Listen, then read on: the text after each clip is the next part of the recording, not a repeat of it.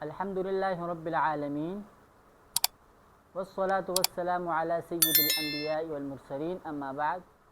آج ہم مخارج حروف کی تیسری سب سے بڑے مخرج لسان یعنی زبان کا آغاز کریں گے۔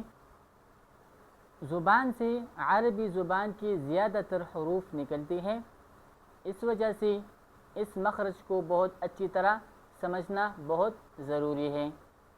آج کی کلاس میں ہم 4 باتیں سیکھیں گے۔ پہلا نمبر لسان کیا ہے، دوسرا نمبر قاف اور کاف کا مخرج پڑھیں گے، تیسرا نمبر قاف اور کاف کے درمیان فرق پڑھیں گے، اور چوتھا نمبر ان حروف کی مشق کریں گے۔ لسان سے مراد زبان ہے اور عربی کے 18 حروف زبان سے ادا ہوتے ہیں، جن کے 10 مخارج بنتے ہیں، جن میں سے ہم پہلے والا مخرج قاف اور کاف کا مخرج پڑھیں گے۔ پہلا مخرج قاف کا ہے اور قاف ادا ہوتا ہے زبان کے سب سے آخر والا حصہ جو اوپر کے نرم تالو سے مل جائے تو وہاں سے قاف ادا ہوتا ہے، جیسے کہ قال، قرآن۔ بہت سے لوگ قاف کو کاف بولتے ہیں، جو کہ بہت بڑی غلطی ہے، اور اسی بڑی غلطی کو لحن جلی کہتے ہیں، اور اس بارے میں ہم نے لحن کی کلاس میں پڑھا تھا کہ جو بھی بندہ جان بوجھ کر لحن جلی کرتا ہے تو یہ گناہگار ہوتا ہے، اور بعض اوقات انہی غلطی کی وجہ سے فقہا کے نزدیک نماز بھی فاسد ہو سکتی ہے۔ اب دوسرا مخرج شروع کر لیتے ہیں کاف کا۔ زبان کا آخری حصہ قاف کے مخرج سے تھوڑا آگے سخت تالو کے ساتھ مل جائے تو اس سے کاف ادا ہوتا ہے، جیسے کہ کان، کتاب، ایاک۔ اب ہم تیسری نمبر بات شروع کر لیتے ہیں قاف اور کاف میں فرق۔ قاف اور کاف کے درمیان ہم 3 طرح کا فرق بیان کریں گے، جن میں سے پہلا نمبر ہے قاف یہ باری حرف ہے اور کاف یہ ہلکا حرف ہے۔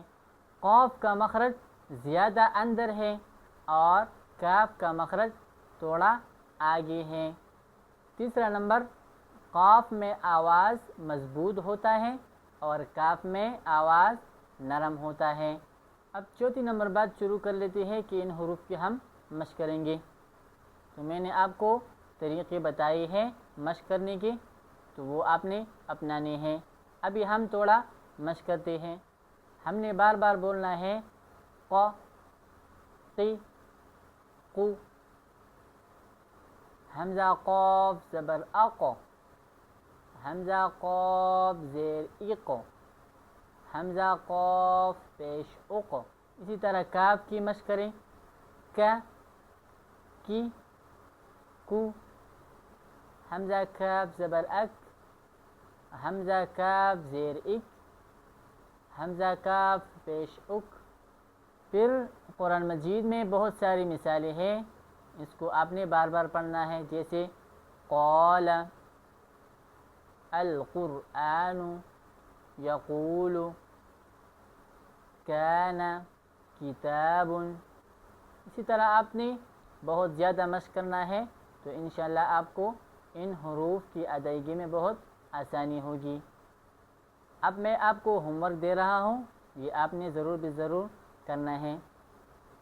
پہلا نمبر لسان سے کتنے حروف ادا ہوتے ہیں، دوسرا نمبر قاف اور کاف کا مخرج یاد رکھنا ہے، تیسرا نمبر قاف اور کاف کے درمیان فرق یاد رکھنا ہے، اور چوتھا نمبر ان حروف کی آپ نے کم سے کم 5 سے لے کر 10 منٹ تک مشق کرنا ہے۔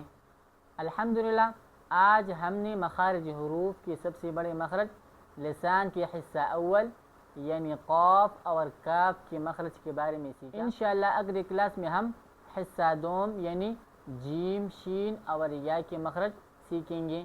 آخر میں ایک گزارش کرنا چاہتا ہوں کہ اگر ویڈیو پسند آئے تو ویڈیو کو لائک کریں اور ایک پیارا سا کمنٹ بھی کریں، اور میری چینل البشرا قرآن اکیڈمی کو سبسکرائب کرنا نہ بھولیے۔ انشاءاللہ اگلی ویڈیو میں ملاقات ہوگی۔ السلام علیکم ورحمۃ اللہ وبرکاتہ۔